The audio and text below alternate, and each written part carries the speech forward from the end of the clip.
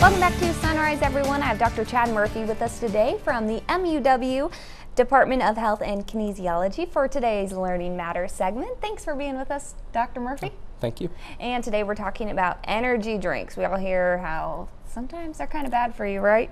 What are some of the effects of them? Well, they're marketed as a stimulant drink and marketed to increase energy, increase cognitive ability, increase physical performance, things like that. But they can cause nervousness, anxiety, sleep deprivation, and things like that. So what are some, I know there's probably quite a bit of caffeine in these drinks.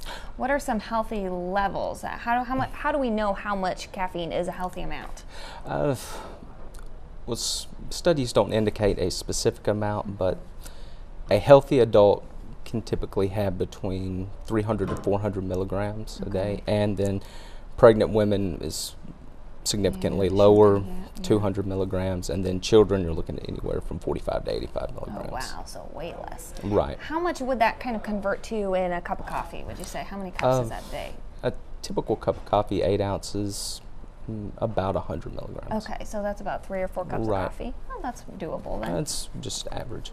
And so what are some of the negative conditions caused by caffeine that we see? Well, like I said, you're going to see consuming the energy drinks, taking in that much caffeine, you're going to be nervous, you're going to suffer sleep debt.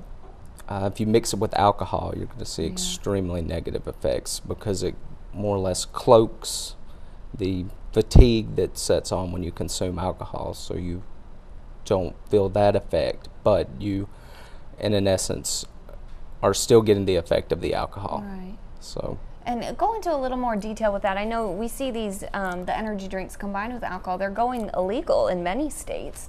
So I guess how negative are they for your body? How does it work exactly? Well, the big concern would be binge drinking, because you don't feel the effects, so you will tend to overconsume, and then you run the risk of just consuming too much alcohol, binge drinking, and then the parents should be concerned. They should all watch children's alcohol consumption. Well, not so much the alcohol consumption, I'm sorry, but the energy drinks, because you do see that more with the younger college age. Right, that's what I was going to say. It seems like that's something that a lot of college students do drink because of that. Yeah. Yes. Now, I guess, who is more at risk of suffering from some of these consequences? Is it easier for younger people to feel the bad side effects?